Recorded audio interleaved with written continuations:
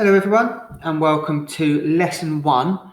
This is the first part that's going to help you with your science investigation, where I talk through the investigation. The video for part 2 is going to teach you how to record and present your results as a graph. So you need to be watching this part first. The very first thing that you need to do, if you do not remember about gravity and air resistance, is go to the YouTube video posted. You can see it's this video. I'll play a bit of it now. It starts like this. Science is always evolving So you'll need to watch that just to remind you about what gravity and air resistance are before you carry on. What I've tried to do is come up with an investigation where we can investigate these forces that everybody at home is going to be able to do, so that requires very little equipment. Okay, so hopefully you are able to do this. Now, I know that some of you might have trouble with this because there are quite a few parts involving Google Sheets and Google Slides and Google Docs. If you do have problems, just let us know. This isn't learning anything new. This is just to keep your science investigation skills sharp. So if you really are unable to do this, just let us know and we'll have a chat with you separately. The first thing that you'll want to have a look at before you start is this template for the science investigation. Have a read through this first before you start.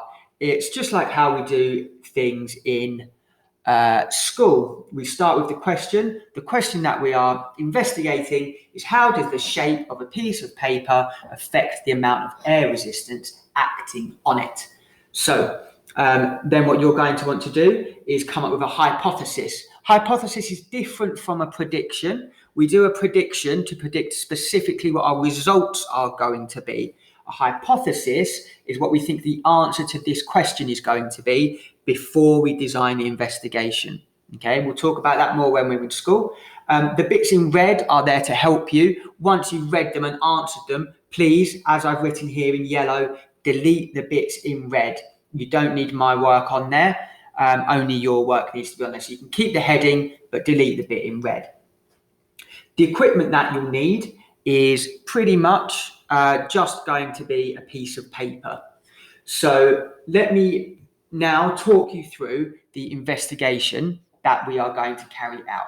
What you are doing is carrying out an investigation to see how the size of a piece of paper affects how quickly it falls to the floor. So you are going to start with a piece of paper, preferably one that hasn't all been screwed up, and one that is A4 or bigger. It doesn't have to be a plain piece of paper. It doesn't have to be a blank piece of paper. If you have one at home, parent or grandparent or carer has one at home that you can borrow, even if it has got something printed on it, that's fine. But make sure you check beforehand, because this is going to involve scrunching up and cutting that piece of paper. So make sure it's not anything really important like a bill or a letter or something like that. You may also need a pair of scissors, but they're not vital. So here's what you are going to do. You're going to start with an A4 piece of paper, and you're going to drop it from a certain height. Now, the higher, the better. However, you need to make sure you are safe whilst you are doing this. So if you are working with an adult or with an older sibling or someone like that who can watch you or support you while you stand on a chair or a stool, that would be great, because you can drop it from a greater height all the way above your head, as high off the ground as you can get. However, if you're just working on your own, that would be too dangerous. So I don't want you to do that. And what I do want you to do instead is just stand on the floor and drop the piece of paper from as high up as you can stand. What you'll need to do each time is measure how long it takes for the paper to hit the floor. So you would be best to use a stopwatch or a clock if you have one. Lots of digital watches and phones have stopwatches and clocks on them. It would be good if you were working with an adult, because the adult can say go and you can drop it.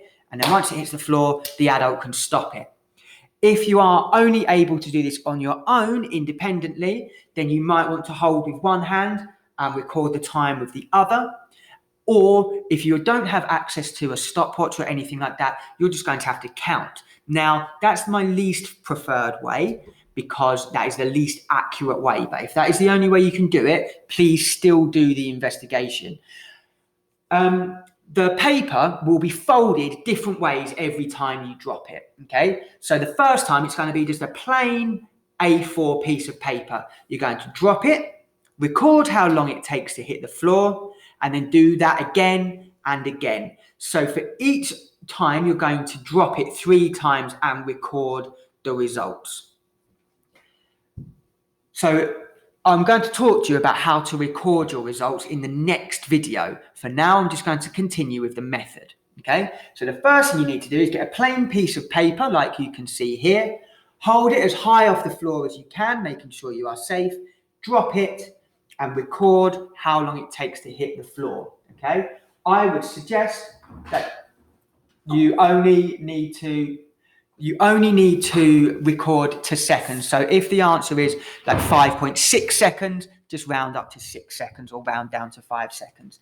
You don't need to point a certain amount of seconds. That is absolutely fine. So the first time you are doing it, you are dropping the piece of paper flat 3 times and record how long it takes each time. The second time you do it, you're going to fold the paper in half and you're going to drop it once, record, another time, record, and another time, record. So this time the surface area of the paper is half as big. The third time, you're going to fold the piece of paper again. So now the piece of paper has been folded into quarters and you're going to drop it once, record the time, again, record the time, and a third time and record the time.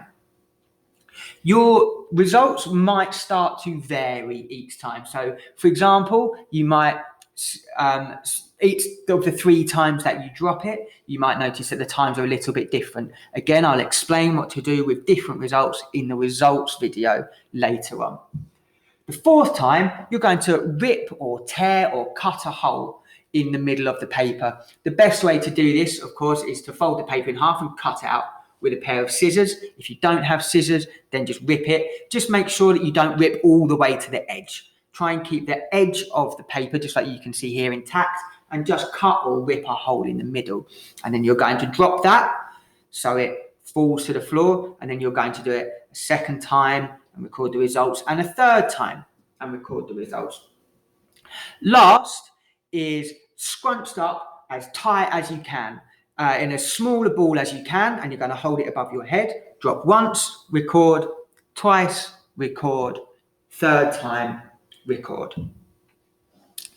So that is the method that you are going to use. What I want you to do now is stop this video. Well, I'm going to stop this video, and then please go and watch how and where to record your results. So video 2, the how to record your results video.